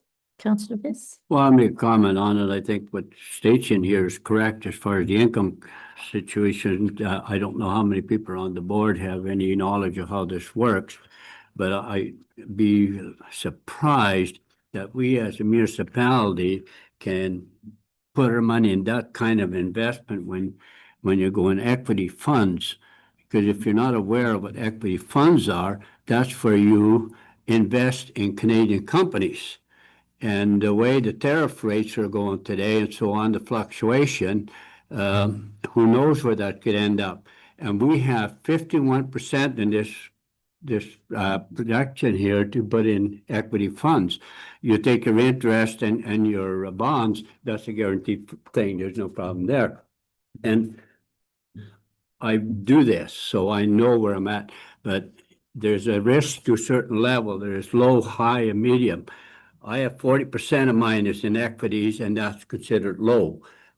I think you move to 51, you're going to go way higher. And it is stated out here that there is risk involved. So make sure that you're aware of that, because we are told about that. There is market risks. So you better be really prepared for that. There's no doubt about the income is better. I just got my statement, 7% on the last year. So, but I've had years I lost. And if anybody's old enough to remember Black Friday, boy, there was a lot of people crying that day, and that'll take a lifetime to come back. The point I'm trying to make here, we have this money, and if as long as you're not in a rush, but if we're putting it away and 3 years down the road, we decide, well, here's a big project, we're going to do this, and you plan a year before, all of a sudden the market goes down, you better not be pulling it out because you just lost your shirt. See, that's the risk you're taking. So I'm so surprised that as a municipality, we can go that kind of a risk. Things must have changed. We were always told before when I was on council, there was only certain places, and this equity fund is a risk. Yeah, as it says in the report, the municipality, government changed around regulations in 2019. Now you can do that. And when on page 125, when you mentioned 51%, that's the legal list. We can do that right now. What you're talking about is what's on page 124, which is the prudent investor. You see that portfolio, it's 46% equity. But in any event, I agree with what you're saying. So if you want to get a return, school that you fixed income, but it's an up and down type of equity. It's down, you're in trouble. Could I ask for a question? It's just high interest. Did anybody ever tell you what the high interest rate would be? 3%? Right now, we're running 3.25. 3.25. So of course, to get to 6 to 7, you realize what you got to get on the equity side. You see, so be careful. I'm not against it. As long as we're well aware of it, that you may, or let me put it a different way. Maybe I wonder if we should wait till after August the 1st, see what happens to this tariff stuff. Because it could really fluctuate companies where it would really hurt us if we go in there now. We wouldn't be able to join until November anyway. Okay, well, that at least that gives them space, because you can't rely on him either, because each day changes from July the 1st to 21st to August 1st, so you never know where you're at. But be careful of, I don't object to it, Wayne, don't get me wrong, but beware of what the consequences could be. I've seen it happen, so, and I've seen it in my own thing, and I have to be careful because that's my pension, you see? So I don't have a company pension. My pension is what I put away. And so I watch it fairly close. I get to the point now, should I be talking to them and pulling it out and go into just a strict high interest, and I don't have to worry about what Mr. Trump's going to do to me? So. Got lots of time. Well, my years get a lot shorter if he keeps doing this to me. But you see what I'm saying? I just want to make people aware around the table. I think it's a good deal. But don't be in a hurry in case you need to pull it out. It's a good investment in the long term. We would use a strategy that would have money maturing at different rates. It wouldn't be all put into one bundle. So we would have like a rotating thing. So we would have certain funds that would mature in 90 days, certain amounts mature in 6 months, certain amount would mature in a year, and then money that we don't have an immediate need for would be a longer term investment. And probably nobody watched it, but I briefly turned the city had an update, and they are actually already in this process, and their short term they got 5%, and on their long term they got 8.5%. Quarter, yeah. Yeah, again, like I said, we can stick with the 3.25, but we can get better than 3.25 on the short-term investments are the safe safe investments, if you will, the bond type investments money markets, but we would have that type of a strategy. Not all of it would be poured in one bucket that was locked up forever. So we would identify, say we'd have a 5-year horizon, right? So the loans that we're taking out would mature in 5 years, and then in 5 years we'd have another project. Say it's the highway from Kakabeka to Murillo, and so we would be saying we'd need a certain amount of that money to come. Sorry? It's River Road. River Road or whatever it is, or it's the Hearthstone Bridge. Yeah. Hearthstone Bridge. But the thing is though, John, I hear you, and yet I don't quite understand what you're saying, because we're going to go to one investment group. You're going to say we're going to have X number of dollars that we're going to invest through investment one. Yes. So then they'll take, this is the basic thing what they're running, what I look at this map in here, that's what they're really on the average. Are you going to go to the investment one and say, but we want to change these numbers? We did, See, that's the legal one. we did, Legal list is not what we're proposing. Oh, okay. that's the legal list, the difference from the prudent investor. Now you join, municipalities are on this joint investment board, and some guys on Bay Street running the money. The legal list is John and I are trying to figure out what to buy, and calling with those guys for advice. I don't want nothing to do No, that's right. with that. I Understand those guys were talking a lot of things that I didn't have enough familiarity with, how it all sets up. But the municipalities each kind of pick their own sort of objectives and what their needs are and what they feel comfortable. So, we can tell the fellow we don't buy anything like BX. We want to stay conservative, but we want 3.25 or whatever we're getting now. And maybe that means that our equities are just blue chip type funds, and there's 30% of that, and that's it, or something. We haven't got there yet. But the lower the risk you take, the less income you're gonna make. That we all know that. That's a guarantee. So, and look, I'm not trying to shoot it down. I think it's a good thing if we got money sitting around and we're not using it. It's way better than just putting it in the bank. But I just want to make sure people don't come say, well, how you talk us into that? No, you've laid it out here very clear. There's risk involved. As long as you remember that, then we're good. And this outfit here that does this jib, that they do this jib thing. Like they're at all these seminars that we're at for any municipal thing, they invest. Oh, yeah. And I was watching the same as last night, and like they're on top of stuff. For sure. Oh, that's their job. That's what Yeah, they do. Oh, that's their job. They get paid for that. Yeah, they're. Well, and those people understand the municipal environment. Councilors are going to be in big trouble if they lose money. So they know that they've got to set things up so that it's conservative. You're making better than your bank account kind of rates, but you can't be taking risks and have, you know, a pile of, new technology funds and all this kind of stuff that you could be down 20% next year, eh? Councillor Peacock? So the loans that we have at the present time, because we have, are they from the bank then? Like as far as the loans for this building and the loans for anything, where does that money come from? The loan from this building is an internal loan. Okay. Is just money we transfer from our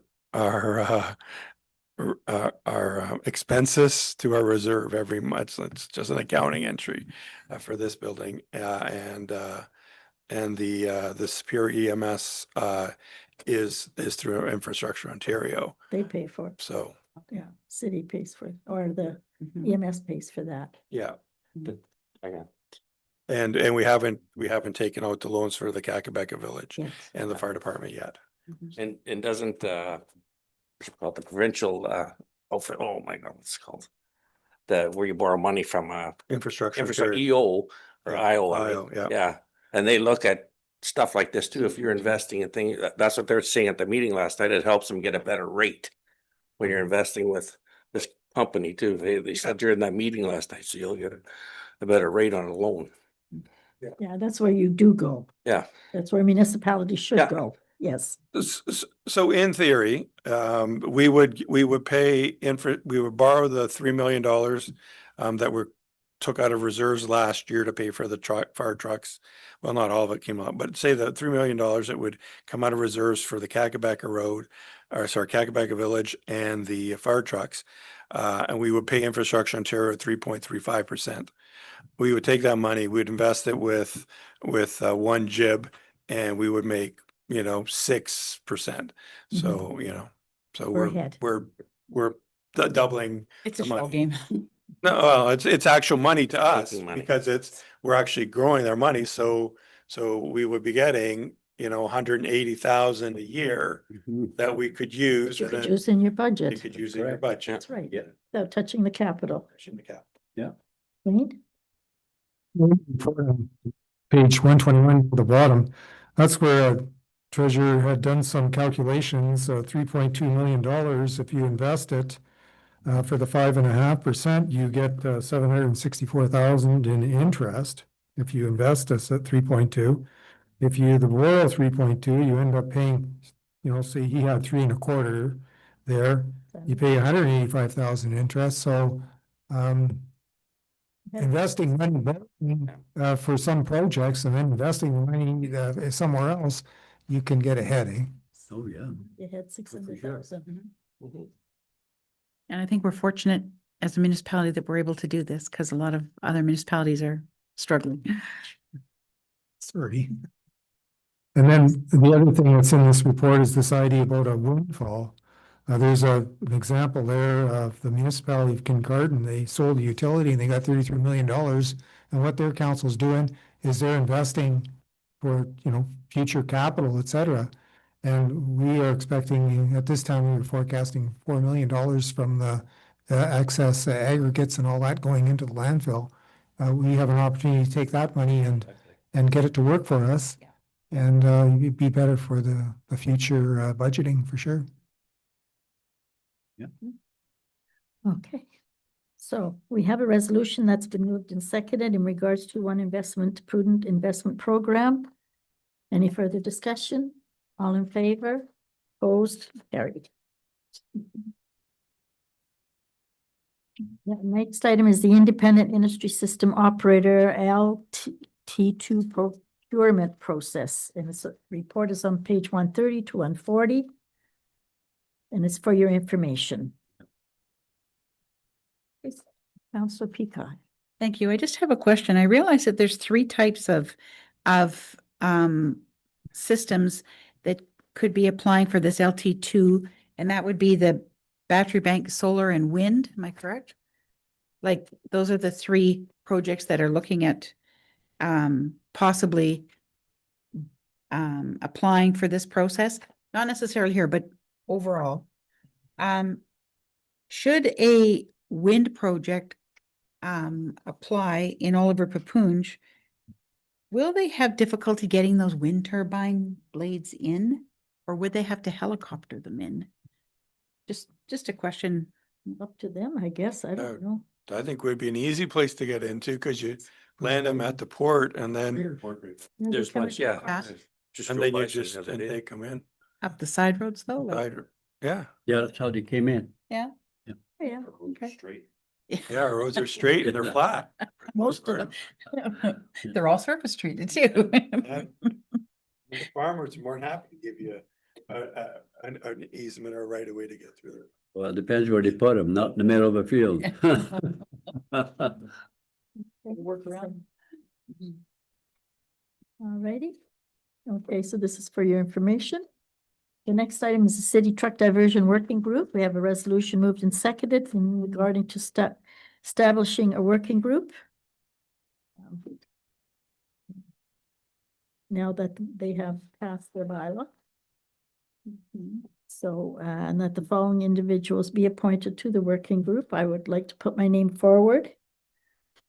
And if I can jump in the pit again, even though I'm going to be told that I should shut up, I would suggest Councillor Campoff only because we have been going to Roma for the last 4 or 5 years, and he's been there with me talking to MTO. We've had some meetings in town as well in regards to the traffic truck diversion that might and looks like now will happen. I just think that a lot of that information is already in our heads, and it would be a little bit easier going forward. But if he doesn't want to, he can tell me to shut up, and so can anyone else. Anyone else? I believe the administration is going to be doing the majority of this work and bringing the information to us. I'll just say it on the conference call I was on with the municipal league there on Saturday, and this was brought up, obviously, with O'Connor people, and like they're not happy with it. And I said we would be talking about it at our meeting tonight and this, and I said, and you'll probably see something from us if we could send something to the municipal league too, of what we're going to do, so. Terry? No, I just said, this was brought up, and there's a lot of unhappy people about it, but I said we were going to do a thing at our meeting and then have some discussions with the city on this and everyone else, the MTO. Well, I think our discussions will be mainly with them. Ministry of Yeah. Transportation. Yeah, and I said we're quite aware of what's going on. Yeah. They're the only ones that can do something Well, now. exactly. Yes. Councillor Peacock? I have a couple of questions with regard to the recommendations, or our proposals that to MTO to construct a pedestrian crosswalk over Highway 1117. Wouldn't that have to be really high to, Dryden's got one. yeah. Yeah. But to get all the truck traffic under it. Dryden's Right. got that one Mhm. there. And I know the Northwest Arterial route was discussed last night at City Council as well. So looks like they're going ahead with that. But how is it going to be managed that Highway 102 ends at Dog Lake Road? So how are they going to turn the trucks around, or how is that going to be policed or managed, These are or? all questions that we've been asking for the last 5 years. So, can we? I recall the explanation, there would be some signage in Siston's corners. And I guess the first little while, if somebody isn't paying attention, the truck driver, they'll stop them and tell them, you can't do this and everything else. And then after a while, I guess through word of mouth, the CB radios and signage and everything, the truckers will know, don't take 102 because you end up on Dawson. Well, this question may be for Sean, but what constitutes a Black Diamond Highway? If will 102 still be a Black Diamond Highway, or? But to be honest, I'd have no idea. I'd have to look that up. Okay. And if they're going to resurface that portion of the roadway through Kakabeka, it was delayed right this year because of the OPG project. So is it not moving forward to next year or is it the following year? No idea. Okay, but anyways, I can't imagine how they're gonna be able to control all that traffic and pave at the same time. No idea. Mm. Councillor Craig? Yes, only on your ideas here, the measures, some of which were discussed, and it said install traffic lights at Twin City Crossroad and Maple Ward. Maple Ward Road is in the city of Thunder Bay. Mhm. So should that not be out at Twin City Crossroad and 1117? Because I think that's way more traffic than the Maple Road Road, because the traffic up and down, I think that's a killer corner, that the way it is now. And so they could definitely, turning lanes, I don't think will even do it. It definitely got to have traffic lights I there. know we would bring it to their attention that Maplewood Road, that is there's a lot of cross traffic, and if you're gonna have a lot more trucks, you're gonna have a lot of problems. But I guess my point is, Mayor Lucy, the more we ask for, the less we're gonna get. So if we don't have to worry about the city, I understand what you're saying there, and it is an issue because people do cut off, but then we gotta make sure Twin City Crossroad and 1117 is key for us, I think. Otherwise, you're never gonna get across there. Fortunately, the Ministry of Transportation does not normally put lights on a. No, they don't. They specifically built that part so there was no lights. Mhm, They're not gonna put lights. mhm. I just want to add that Highway 130 and 1117 is probably more dangerous than Twin City Crossroads. There are a lot of accidents at both of those intersections, but 130 is a much worse. And Vibrant. That's what I mean, Viber, Yeah, Highway yeah. 130 That's because that corner there. Yeah. is the corner and that, so that Maple Ward is out, but it It's should be right. Highway 130 should be. Mhm, Yeah. mhm. Yes, you're right. There's been a few accidents there already. Well, you can leave Maple Ward in because we're requesting MTO put the lights up. We're gonna MTO light, not the city lights. Right? Mhm. So we need to remove it. They don't normally put lights on a provincial highway. Not normally.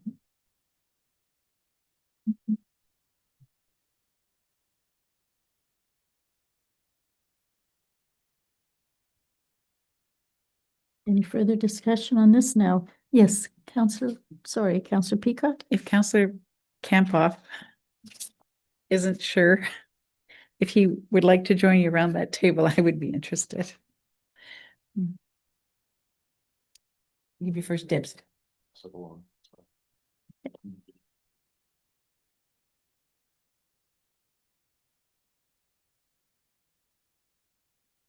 Okay. You have the resolution? Unless somebody else would like to put their name forward? No. No. Yes, Sean? As long as I'm kept abreast as to what's going on, so the emergency services aspect of this is not looking to be on that committee by any means, but I. Well, we are Big looking at two concern. council members here, so, but you certainly would be part of the discussions if we had wanted to discuss it. It's not a closed board. Pardon? What person we do? Pardon? Who will be the other council member then? There's you and Donna had said that she would. You owe me one. I'm on the fire department. Oh, that's right. So. Yeah, okay. Oh, are you? Okay. Probably an easier matter. Mhm. Anything salt, so. I know. Results, eh? Mhm. I don't So even know who's if we on get a that chance now? to discuss it. Me and Lucy. Oh, Lucy and all righty. So the resolution will include myself and Councillor Peacock. It has been moved and seconded. All in favor? Opposed? Carried. Next item we have is the museum board vacancy. We have a resolution moved and seconded to put some advertisement in the newsletter for that Yeah. vacancy. Okay. I don't believe there's anything. No. Yes, thank you very much. Yes. Do we have any, sorry, do we have any volunteers at the museum that are residents that could possibly be interested in the museum? I think that this should just go in the newsletter, Okay. that they can still say that they'd be interested as volunteers to become a board member, but I think we should be fair to everyone. Did he give you a reason why he resigned? He work conflict. Oh, that's fair. Had to do with his work. That's fair. Okay, so we have a resolution moved and seconded. If there's any more discussion, no, so all in favor? Carried. And the next item is a resolution transferring town line road allowance to the municipality. Of course, this happens at times when some places are being Yeah, so read that property. regulatory consent taking place or Read that whatever. property, yeah. So, any discussion? Yes, Council. I think it's debatable whether it should be called a road, but that's an issue. Who lives on town line?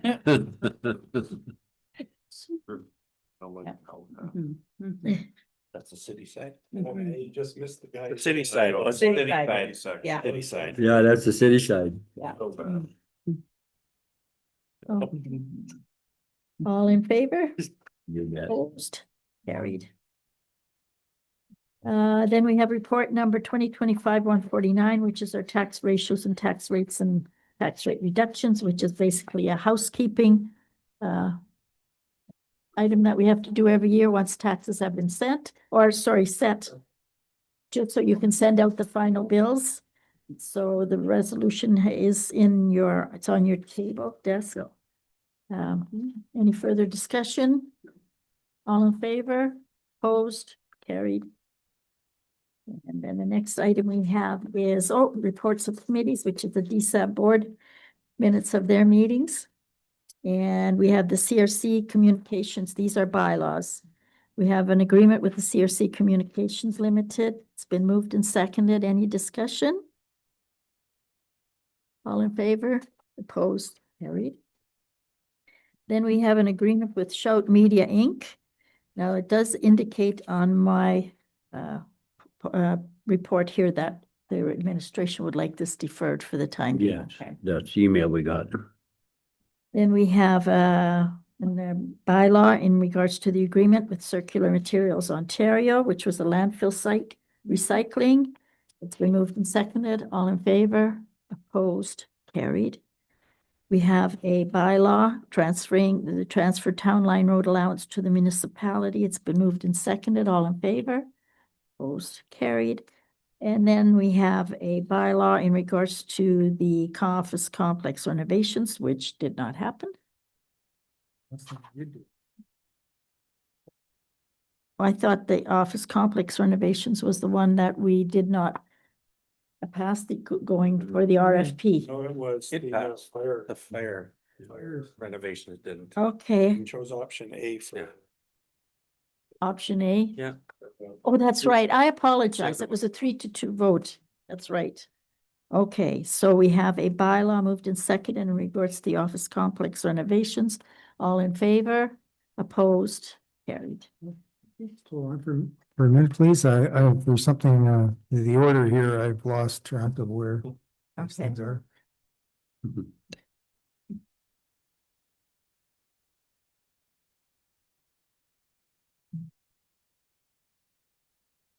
Would you, Now we have, after this, we have the fire department enabling. not sure where that one went, please. They're missing here. Yeah, the. I think it was just for discussion. They should be in order here, right? Yeah. And 62. No, the bylaw is right here. The bylaw is okay, but the one about the renovation is not in here. There's no bylaw for that, was there? Yes, the renovations we've just had a vote on, It's separate. not the washrooms. Okay, those are the- Gotta start from the first one. So. Washrooms are not in we here. didn't- Okay, 60, Yeah. here's 60, Without- okay? Yeah. It's this one. The enabling, About 60. evening bylaw, It's coming up right now. And then we got 61. because not in our book, but I guess we get it back here. Okay, and then 62 is the. Here. That's not this. 62 is the Well, office it's got the different, complex. it's got the different, Increase was. And 63 is the enabling bylaw. okay. Oh, you know what it was there? Okay, if we can just cross this out and put 62 being the office complex, because what's happened here, this got copied. It didn't, Oh, yeah, okay. yeah, so this one actually cross that off. It is to, yeah, Well, how about once we get back? Yeah. Just cross that out. yeah, and 62 is the Lou and my brother. 62 is the complex. upset, so I can't say that thing. RFP 10, 2025. Yeah, we don't have the Let's go enabling. back. It's right here. We're going to be doing that next. Yeah. Because it was attached to the report, eh? Yes. Renovations. Just like with you. Use free. Okay, okay, so that has been approved. 62 was Yep. approved, the bylaw. That's good. We're now going to 63, which is the fire department enabling and regulating bylaw. It's been moved and seconded. All in favor? Opposed? Carried, and it does indicate here that the bylaw is ready for my signature after the meeting. Says that here. Yes, and you signed it. Oh, I did sign it already. Don't tell him that. I signed it before you even voted on it. We have bylaw 64, which is a levy and collection of taxes for the year 2025. It's been moved and seconded. All in favor? Opposed? Carried. And bylaw number 65, 2025, which is tax ratios and tax rate reductions. Again, a housekeeping bylaw. Been moved and seconded. All in favor? Opposed? Carried. We now have a military service recognition book advertisement. We put this in every year. We have a resolution moved and seconded to support this advertisement. Any discussion? All in favor? Opposed? Carried. And sorry, that's the 570, same as last year for Mhm. half page. It was 500 last year, but yeah. Blame everything on the tariff.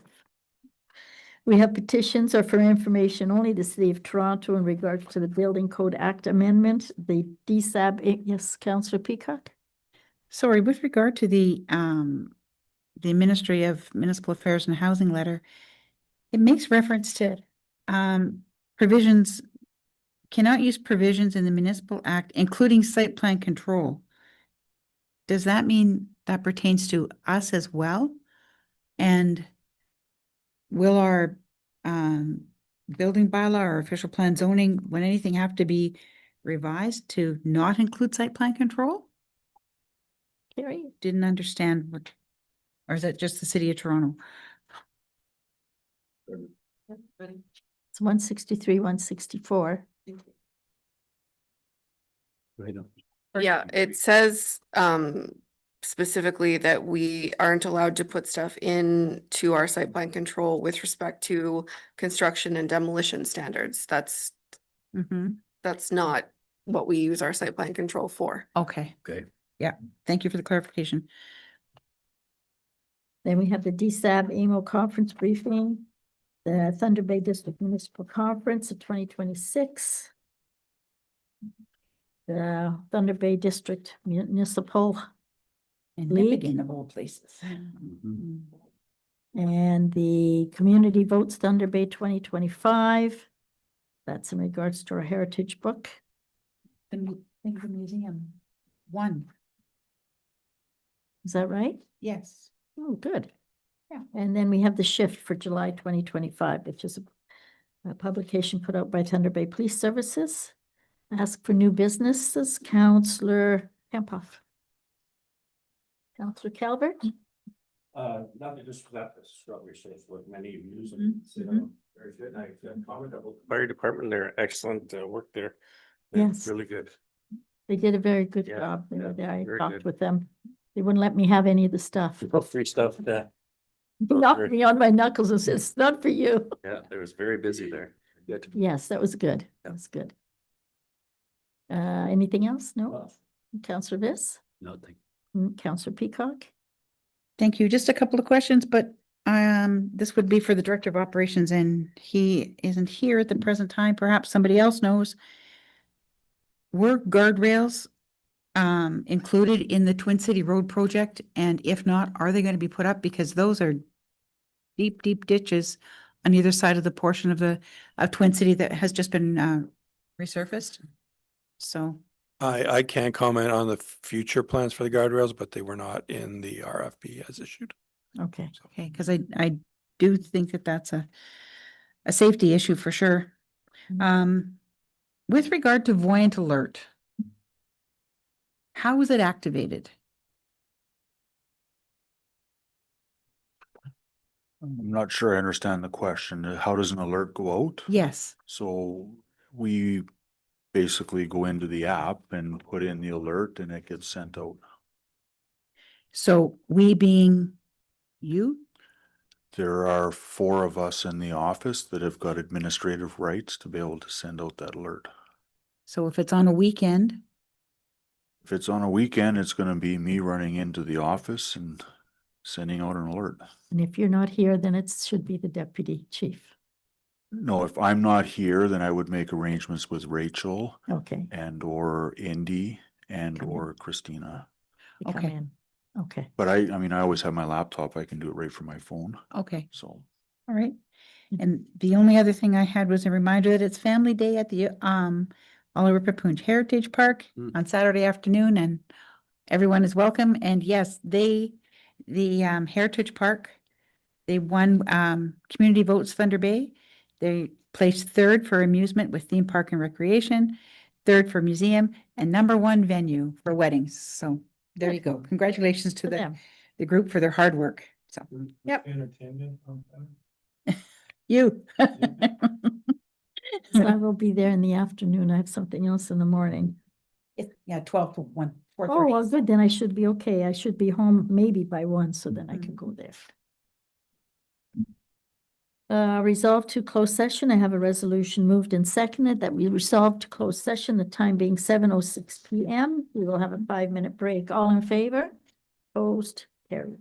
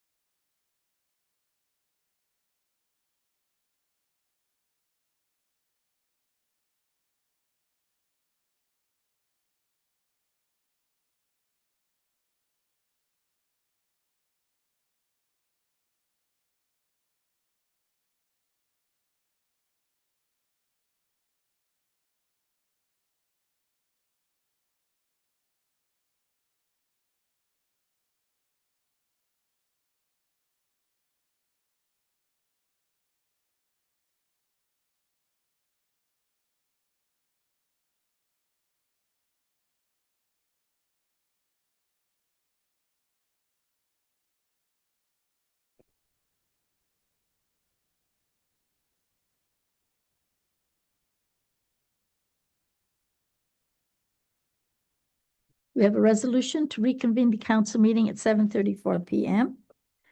Motion's been made and seconded. All in favor? Opposed? Carried. We have the minutes of the closed session meeting that was held on June the 25th. Motion has been made and it has been seconded. All in favor? Opposed? Carried.